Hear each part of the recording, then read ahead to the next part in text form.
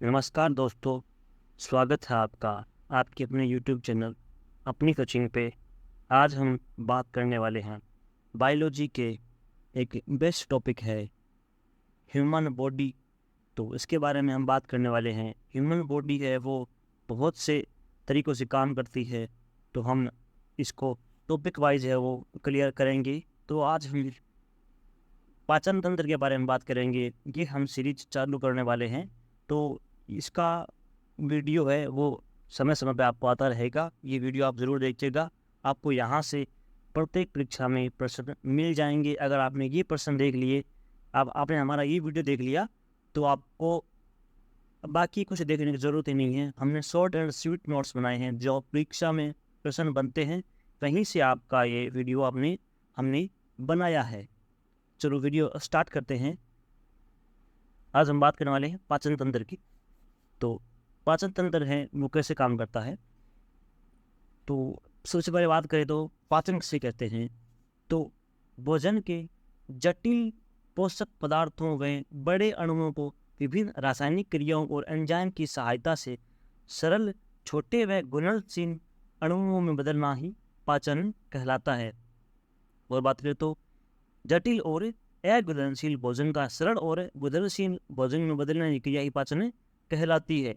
पाचन है उसके दो भाग होते हैं, पाचन अंग होते हैं और पाचन ग्रंथियां होती हैं।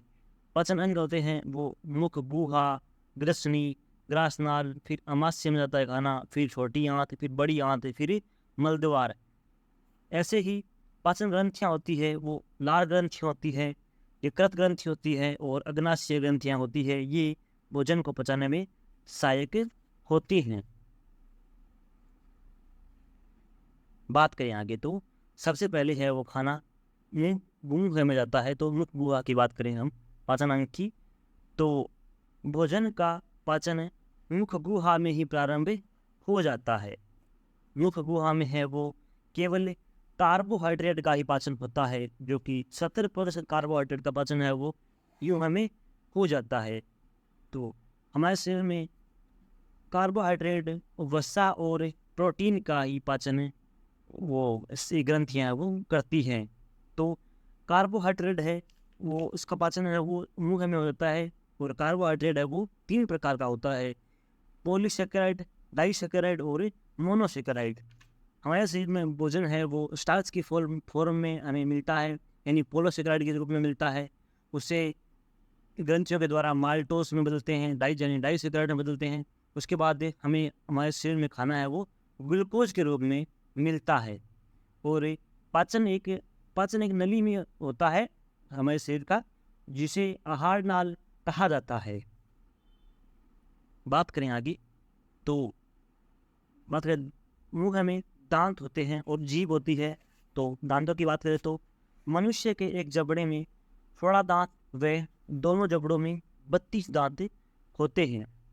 हमारे शरीर में अस्थायी दांत होते हैं वो 20 होते हैं, और स्थायी दांत होते हैं वो 12 दांत होते हैं। 20 दांत है जिन्हें दूधिया दांत भी कहा जाता है।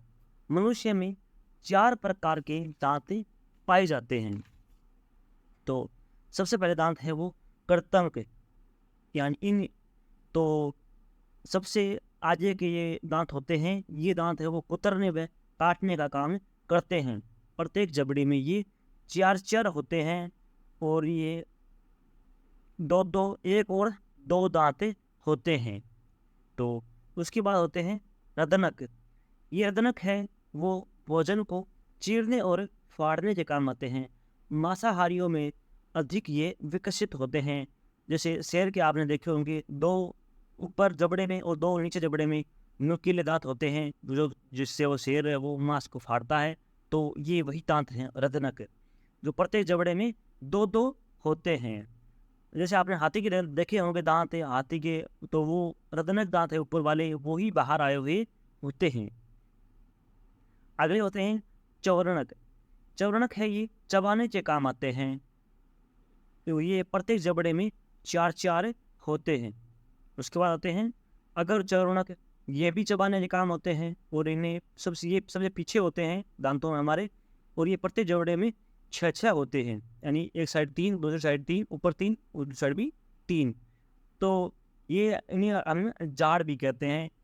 और चरण का वो जाड़ के आगे होते हैं, रदनक है वो चीरने फाड़ने काम आते हैं, और कर्तनक है वो सबसे आगे के दांत होते हैं।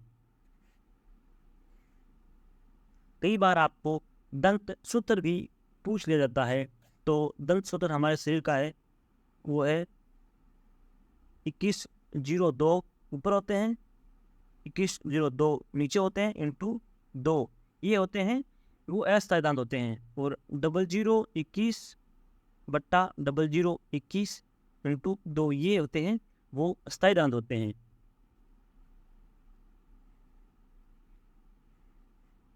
आगे बात करें दांतों के बारे में, तो दांतों के अध्ययन को है वो ओडेंटोलॉजी कहते हैं। ये भी प्रश्न आपसे पूछ सकते हैं, ये यहाँ से प्रश्न सीधे बनते हैं। दांतों का बाहरी भाग होता है वो डेंटिन प्रोटीन का बना हुआ होता है, और दांतों की बाहरी पतली चमकीली परत को इनेमल कहते हैं। यह शरीर का सबसे कठोर भाग है जो कि कैल्शियम फॉस्फेट का बना हुआ होता है। जब हमारे मुंह में का पीएच मान है वो 5.5 से कम हो जाता है तो दांतों में सड़न शुरू हो जाती है। आगे बात करें तो दांतों की जड़ है वो सीमेंटम से बनी हुई होती है। आगे बात करें, मनुष्य में 12 दांत स्थायी तथा 20 दांत अस्थायी दांत होते हैं। ये हमने बात कर ली दांतों की। अब हम बात करने वाले हैं जीभ की। तो मानव शरीर में है वो मनुष्य में 3 जोड़ी लार ग्रंथियां पाई जाती है। लार की प्रकृति है वो हल्की अम्लीय होती है, और लार में 99% जल और 1% एंजाइम होते हैं। और लार में 2 एंजाइम पाए जाते हैं, लाइसोसोम और टाइलिन। लाइसोसोम एंजाइम है वो जीवाणुनाशक होता है, इसलिए मनुष्य की लार एंटीसेप्टिक भी होती है। और टाइलिन एंजाइम है वो एमाइलेज एंजाइम भी इसे कहते हैं, क्योंकि यह स्टार्च को माल्टोज में बदलता है। और ये देख सकते हैं आप, जी फोटो है जीभ का। सबसे पहले जीभ आगे है वो उसका मीठे का भाव कराती है, थोड़ा आगे है वो नमकीन का सब कराती है, उसके बाद दाढ़ के ऊपर है वो खट्टे का हमें आभास कराती है जीभ, और सबसे पीछे है वो कड़वे का आभास करवाती है। जीभ के बाद है वो खाना जाता है, वो जाता है ग्रसनी में। यह पाइप के समान एक संरचना है, इसमें कोई पाचन ग्रंथि नहीं होती है। यह भोजन को मुख्य वाहिका से अमाशय तक पहुँचाती है। ग्रसनी से वो आगे खाना जाता है वो ग्रास नली में जाता है। ग्रास नली की सहायता से खाना है वो अमाशय में पहुंचा दिया जाता है। तो बात करें अमाशय की, तो यह भोजन का एक अस्थायी भंडार होता है। इसमें भोजन लगभग 3 से 4 घंटे तक रुकता है। इसमें जठर रस स्रावित होता है। जठर रस में है वो मुख्य रूप से HCl, पेप्सिन, रेनिन, म्यूकस, श्लेष्मा यानी आदि होते हैं। आगे बात करें तो पेप्सिन है वो प्रोटीन का पाचन करता है। तो प्रोटीन का पाचन है वो अमाशय में पूर्ण रूप से तो नहीं बोल सकते, पूर्ण रूप से पूर्ण होता, लेकिन प्रोटीन का अधिकांश पाचन है वो अमाशय में हो जाता है। और एक रेनिन है एंजाइम, उसको वो है दूध का पाचन करते हैं। यह दूध को दही में बदलता है। जैसे रेनिन है वो बच्चों में अधिक विकसित शिशु अवस्था में यह एंजाइम निकलता है। और पेप्सिन एंजाइम सभी प्रकार के प्रोटीन का पाचन करता है, लेकिन रेनिन है वो एंजाइम केवल दूध के प्रोटीन का ही पाचन करता है। HCl के द्वारा है वो अक्रिय एंजाइम हो वो सक्रिय एंजाइम में बदल दिए जाते हैं, ये दोनों। और उसके बाद है म्यूकस है वो अमाशय की दीवार पर दक्षात्मक आवरण बनाती है। अमाशय को पेप्सिन व HCl से बचाने के लिए जठर रस अम्लीय होता है। अमाशय में कार्बोहाइड्रेट का अपघटन नहीं होता है, बल्कि प्रोटीन का ही अपघटन होता है। पेप्सिन एंजाइम द्वारा अमाशय की दीवार का आंशिक पाचन अल्सर कहलाता है, और अमाशय में लुगदी के समान भोजन कायम कहलाता है। एसिडिटी के समय एसिडिटी के इलाज के लिए एंटासिड व पेंटाप्रोजोल तथा ओमेटोप्रोजोल लिया दी जाती है या रेनिटिडीन दी जाती है। हमारे शरीर में एसिडिटी है वो चाय, कॉफ़ी, अल्कोहल और लंबे समय तक भूखा रहना, दर्द निवारक और शादी का खाना खाने से और इरेगुलर डाइट से, उससे वो हमारे शरीर में HCl की मात्रा ज़्यादा बन जाती है, तो हमें एसिडिटी हो जाती है।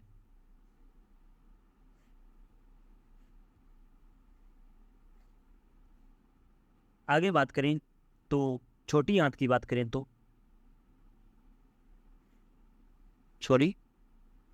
ये छोटी यकृत है वो छोटी आंत में आता है। छोटी आंत की बात करें तो यकृत में पहले लीवर की बात कर लेते हैं। तो यकृत में पित्त रस यानी बाइल जूस का निर्माण और पी होता है और यह पित्ताशय में संग्रहित होता है। लीवर है उसमें पित्त रस बनता है। पित्त रस में कोई भी एंजाइम नहीं पाया जाता है, लेकिन यह भोजन के अम्लीय माध्यम को उदासीन बनाकर क्षारीय में परिवर्तित करती है ताकि अग्नाशय रस में उपस्थित एंजाइम कार्य कर सके। यकृत के द्वारा जहर से मृत्यु होने की जानकारी प्राप्त होती है। यदि किसी व्यक्ति की मृत्यु जहर से होती है तो उसका सैंपल है वो लीवर यानी यकृत से ही लिया जाता है। पोलियो नामक एक रोग यकृत के कारण ही होता है। और अग्नाशय रस के वो एंजाइम होते हैं वो होते हैं ट्रिप्सिन जो कि प्रोटीन का अपघटन करते हैं, और एमाइलेज है वो कार्बोहाइड्रेट अपघटनकारी है, लाइपेज है वो वसा का अपघटन करते हैं।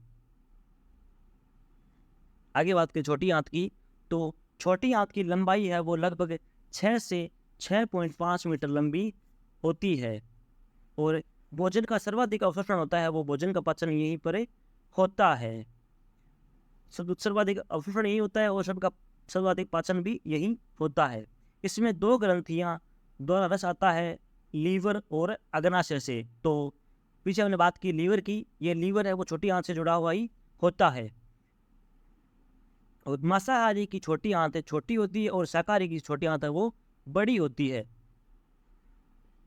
लीवर है उसमें 2 एंजाइम पाए जाते हैं, नहीं सॉरी, लीवर में कोई एंजाइम नहीं पाया जाता था। लीवर में केवल पित्त रस बनता है और अग्नाशय में ये वो 3 एंजाइम पाए जाते हैं। बात करें आगे तो लीवर का अध्ययन है वो हेपेटोलॉजी कहलाता है, और लीवर यानी यकृत में पित्त रस बनता है, यह पित्ताशय में संग्रहित होता है यानी गॉल ब्लैडर में संग्रहित होता है। यकृत है वो एक दिन में 600 से 700 ml पित्त रस बनाता है तथा इसका pH है वो 7.9 से 8.5 के मध्य होता है। अग्नाशय रस से एक दिन में 1 लीटर बनता है तथा इसका pH है वो 7.5 से 8.3 के बीच में होता है। वसा का पाचन है वो पित्त रस के द्वारा ही होता है। तो यह आप पे मानव शरीर के आहार नाल आप दे सकते हैं।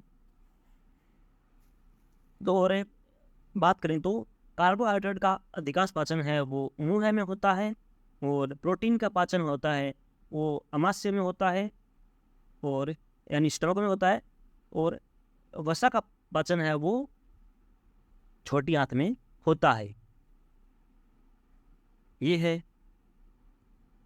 छोटी आंत का स्ट्रक्चर होता है। छोटी आंत में दो लीवर जुड़ी होती है और अग्नाशय यानी पेनक्रियास जुड़ा होता है। तो यकृत से वो पित्त रस बनता है, अग्नाशय है वो एमाइलेज, ट्रिप्सिन और लाइपेज बनता है। तो एमाइलेज है वो कार्बोहाइड्रेट का पूर्ण पाचन यहाँ करता है। जैसे वैसे तो मुंह में होता है पाचन 70 से 80%, लेकिन यहाँ पे बाकी बचा हुआ पाचन है वो कार्बोहाइड्रेट का पाचन यहाँ पे हो जाता है। ट्रिप्सिन जो कि प्रोटीन का पूर्ण पाचन करता है, प्रोटीन का आधा पाचन है वो आमाशय में हो जाता है, बाकी संपूर्ण पाचन है वो छोटी आंत में होता है। इसीलिए और लाइपेज है वहाँ उसका वसा का पूर्ण पाचन है उसमें लाइपेज द्वारा छोटी आंत में हो जाता है। इसीलिए कहते हैं कि छोटी आंत में सर्वाधिक अवशोषण और पाचन यहीं पर होता है। बात करें आगे तो पित्त रस में किसी भी प्रकार का एंजाइम नहीं पाया जाता है तथा यह पाचन में कोई भूमिका नहीं निभाता है। लीवर एकमात्र मानव का ऐसा अंग है जो पुनः विकसित हो सकता है। अग्नाशय रस में सभी प्रकार के एंजाइम पाए जाते हैं, इसलिए इसे पूर्ण पाचक रस भी कहते हैं। पित्त रस का रंग वो है हरा होता है, वो बिलीवर्डिन पिगमेंट के कारण होता है। और प्लाज्मा पीला रंग स्रावित करता है जो कि बिलीरुबिन पिगमेंट के कारण होता है। हमारे शरीर में रंगों के लिए वो पिगमेंट है, वो पिगमेंट के कारण वो शरीर में रंग पाए जाते हैं। जैसे हमारे शरीर का त्वचा का रंग है वो मेलानिन पिगमेंट के कारण होता है। जैसे किसी की वाइट स्किन है, किसी की ब्लैक स्किन है, वो उसका कारण है वो पिगमेंट होता है। और बात करें तो छोटी आंत है वो 3 भागों में मिलकर बनी हुई होती है। सबसे पहला भाग होता है उसे डेडुनम कहते हैं, यानी ग्रहणी कहते हैं। और भोजन का पूर्ण पाचन होता है वो डेडुनम में होता है। और ये प्रश्न सीधे पूछते हैं कि भोजन का पूर्ण पाचन वो कहाँ होता है, तो डेडुनम में यानी ग्रहणी में भोजन का पूर्ण पाचन होता है।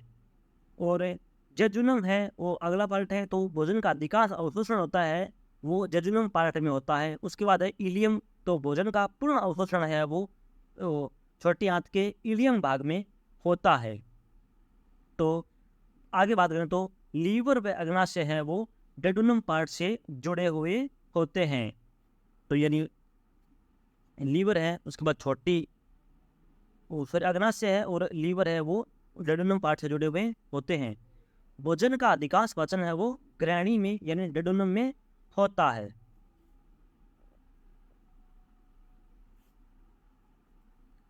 आगे बात करें तो बड़ी आंत की, तो इसमें कोई पाचन क्रिया नहीं होती है, केवल जल व खनिज लवणों का अवशोषण होता है। बड़ी आंत है वो 3 भागों से मिलकर बनी हुई होती है। सबसे पहला भाग है सिकम। यह छोटी आंत में बड़ी आंत का जोड़ है वो सिकम कराता है। और सिकम है वो शरीर का वैसे वेस्टेज पार्ट है, तो सिकम में कोई कार्य नहीं करता है। सिकम के आगे अंगूठेदार संरचना अपेंडिक्स कहलाती है। सिकम है वो वेस्टेज पार्ट क्यों है, क्योंकि सूक्ष्म जीव होते हैं उसमें सिकम पाए जाते हैं जो सेलुलोज एंजाइम का निर्माण करते हैं। वो सूक्ष्म जीव है वो सिकम में पाए जाते हैं। और यह सूक्ष्म जीव है वो लंबी सिकम में ही पाए जाते हैं। मनुष्य में सिकम छोटी होती है, इसलिए ऐसी सिकम को सूक्ष्म जीवी नहीं पाए जाते हैं। इसलिए मनुष्य में सेलुलोज एंजाइम है वो अनुपस्थित होता है। तो सेलुलोज का पाचन है वो मनुष्य में नहीं होता है, मनुष्य शरीर सेलुलोज का पाचन नहीं कर सकता है।